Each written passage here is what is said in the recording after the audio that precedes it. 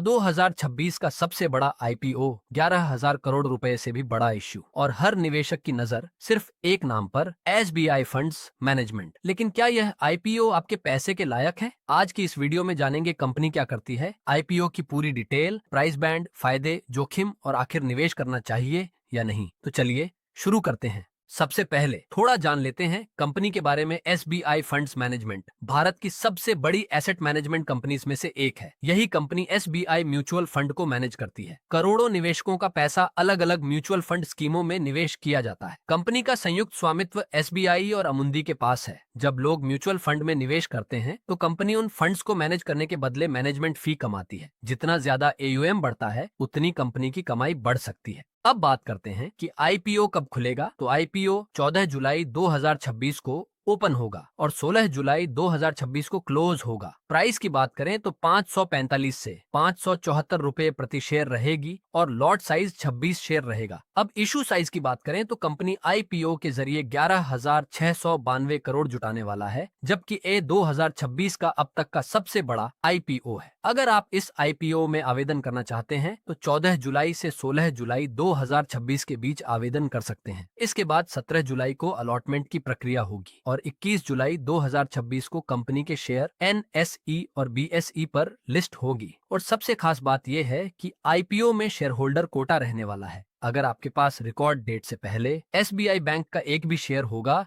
तो आप share holder Kota के लिए इनेबल होंगे। अब बात करते हैं जीएमपी के बारे में। जीएमपी की बात करें तो 2 दिन से जीएमपी में ज्यादा गिरावट देखने को मिला है। लाइव जीएमपी की बात करें तो अभी 15% जीएमपी चल रहा है। जीएमपी देखकर कभी भी इन्वेस्ट न करें। अब कंपनी के फाइनेंशियल की बात करें तो कंपनी ने दिसंबर 2025 तक के 9 महीनों में रेवेन्यू लगभग 3,250.6 करोड़ रुपए रहा, जो पिछले साल की तुलना में लगभग 23% अधिक था। और इसी 9 महीने की अवधि में नेट प्रॉफिट लगभग 2,432.9 करोड़ रुपए रहा, जो साल दर साल लगभग 25.9% बढ़ा। कंपनी के रेवेन्यू और प्रॉफिट दोनों में लगातार अच्छी बढ़ोतरी देखने को मिली है। यही वजह है कि कई निवेशक इस आईपीओ पर नजर बनाए हुए हैं। अब थोड़ा कंपनी के नेगेटिव पॉइंट और पॉजिटिव पॉइंट की बात कर लेते हैं। कंपनी की सबसे बड़ी ताकत कि कंपनी भारत की सबसे बड़ी एएमसी में से एक है। मजबूत एसबीआई ब्रांड है, करोड़ों निवेशकों का भरोसा, बड़ा डिस्ट्रीब्यूशन नेटवर्क,